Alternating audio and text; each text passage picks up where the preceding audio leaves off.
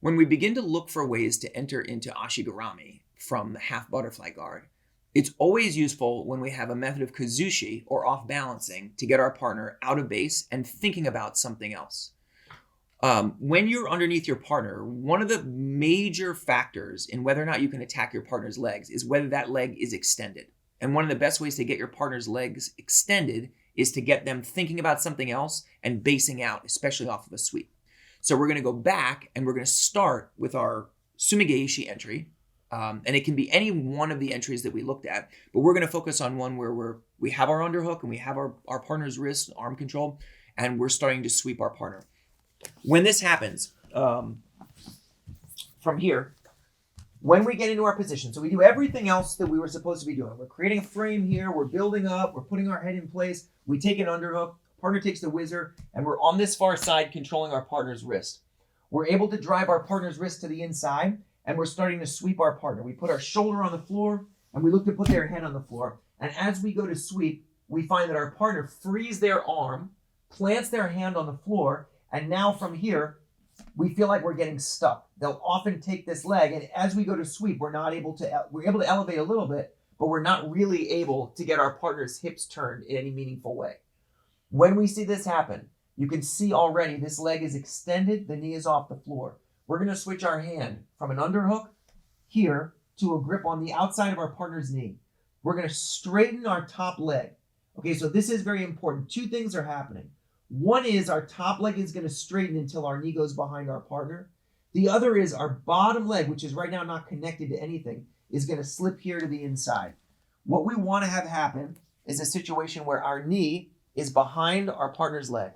Okay, we're not trying to bring our knee all the way through here to connect at our partner's knee. We're just trying to get our knee far enough through that our leg is connected to our partner's quad. Once this happens, we need to make sure that there's space between us. Usually what will happen is if your partner knows what they're doing and they feel like the leg is threatened, they'll look to drive back into you and either turn the knee up in this way, and you can see now my knees are turned the wrong direction, or in some cases, they'll even just straighten this leg back and drive their knee to the floor. Now from here, our two knees are smashed in this direction, and there's no more ashigurami.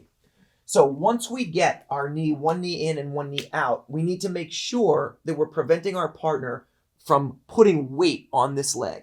One of the best ways to do that is to take our knee forward towards our chest and pass our leg through, not just here to our partner's hip, but rather all the way across in a reaping fashion. Now we're going to scissor our two legs. So our bottom leg cuts back as our top leg goes to straighten out. That's going to help us to expose our partner's heel. Now from here, we gather up our partner's heel. We start the action of turning towards our knees, put our forehead on the floor. If Plasto stays here for some reason, then he's going to get finished. So what he's always going to do is roll. As this happens, we free the inside leg, continue our rotation. Now from here, we can lock up here on the outside of our partner's hip, put our elbow on the floor, and now we're ready to finish an outside ashi. There are a number of different ways of finishing. Whether you choose to finish with outside ashigurami, you're able to finish with the reap, or we'll see some other entries, some other finishes too. The entry is what we're focused on. So, 1, we're in position here. 2, we're working our body into a spot where we can start Sumigaiishi. Our partner takes the hand out and bases the leg. We're so far underneath our partner that it's going to be difficult to finish the sweep. So we drop our hand down low. We pull with our hand and straighten our leg. At the same time, we escape our knee to the inside position.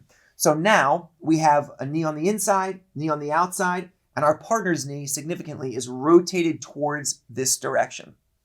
It's going to make it harder for him to put his heel back down on the floor. We reinforce that by taking our foot through, connecting first to our partner's hip, and then across to our partner's far hip. Once we're here, very important, you're scissoring your legs. So you're drawing your knee back towards you, and you're extending your top leg, straightening it out. That's going to trap your partner's knee in this position. You're going to dig your partner's heel, draw the toes up to the armpit. You can lock any number of ways. We're going to start rotating here. Head goes to the floor. As our partner rotates, we take our leg to the outside position, lock up a figure 4, lift, and now we can go into an extension where we're able to finish our partner. So this is a very, very common response when you start to hit Sumigaiishi. Let's just watch one last time. We go 1, 2, start to sweep, and there's that leg. We immediately drop, switch, escape our head. There's the scissor, turn, and now from here, we're in a position where we can go and start to finish. So this is going to be our ashigurami entry on our partner's near leg, the close leg, after we've off-balanced them with Sumigaiishi.